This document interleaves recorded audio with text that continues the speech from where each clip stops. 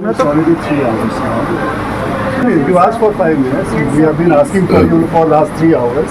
That's okay, but it's too late today.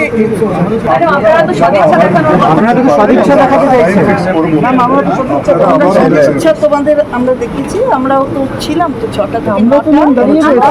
আমরা কেউ বলছি না আজকে তো হবে না। আমরা একবার রিকোয়েস্ট করেছি। আমরা কিন্তু আলোচনা করতে চেয়েছিলাম, স্যার আমরা কিন্তু সমস্ত দাবি মেনে নিয়ে আমরা কিন্তু একদম রেডি ছিলাম স্যার। ঘন্টা হয়ে গেছে তো আজকে পরে টাইমের ও থাকে তো আমরা জানি না স্যার আমরা তো এখন exactly 4 minutes back someone said কি আপনারা ঘড়ি আর এটা হাতে নিয়ে দেখুন, আমার হাতে ঘড়ি হাতে phone. We are ready to talk sir. কালীঘাটে আন্দোলনরত জুনিয়র চিকিৎসকদের সঙ্গে স্বাস্থ্য প্রতিমন্ত্রী এবং মুখ্য সচিবের এই কথোপকথন, আর তারপরেই ভেস্তে গেল বৈঠক। শনিবার বেলায় আচমকাই স্বাস্থ্য ভবনের বাইরে ধর্নাস্থলে পৌঁছে যান মুখ্যমন্ত্রী। জুনিয়র চিকিৎসকদের আলোচনায় বসার আহ্বান জানান। তাঁর ডাকে সাড়া দিয়ে আন্দোলনকারীরাও কালীঘাটে পৌঁছন, কিন্তু তারপরেই তৈরি হয় জট। আমি আবার বলি, তোমাদের চিঠিতেও কোথাও লাইভ শিডিউলের কথা লেখা নেই, আমাদের চিঠিতেও লেখা নেই।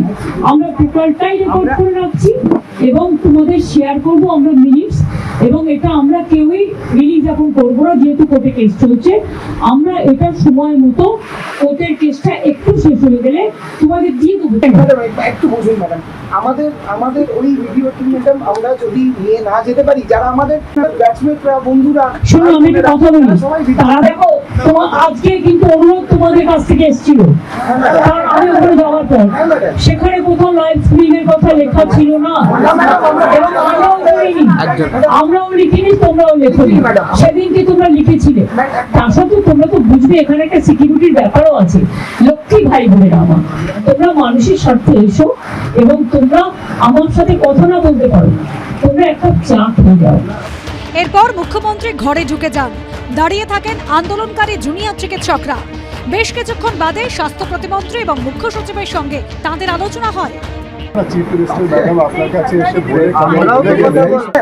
আমরা চিফ মিনিস্টার ম্যাডামের ওই যিনি ওটা রিকোয়েস্টে যেটা করলেন সেটা নিয়ে আমাদের একটু সময় নিশ্চয়ই লেগেছে, কিন্তু সেইটা আমরা সেটাকে সম্মান করেই তো বলছি।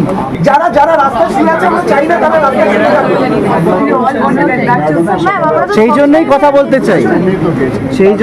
বলতে চাইছি। আপনারা কি সত্যি কথা বলতে চাইছেন না? আমরা তো কথা বলতে চাইছি, আমরা এখনো চাইছি,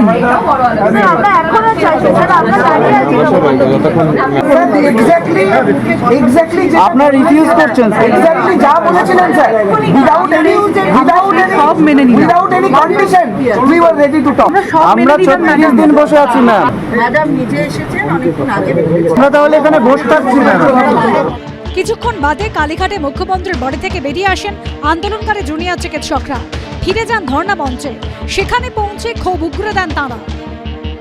আমাদের জন্য কিছু এই বিচারের রাস্তায় কিছু আশা হলো দেখান, ওনারা এটা শুনলেন না। কোন জায়গায় বড়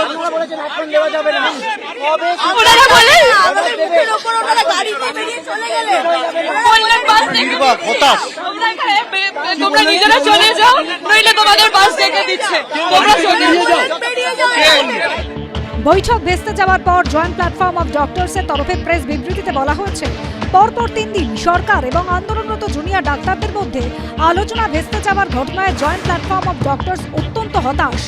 আমাদের মনে হয় এর পিছনের কারণ হলো আলোচনার সুস্থ পরিবেশের একান্ত অভাব। সুকান্ত মুখোপাধ্যায়, শিবাশিস মৌলিক, অনির্বাণ বিশ্বাসের রিপোর্ট, এবিপি আনন্দ।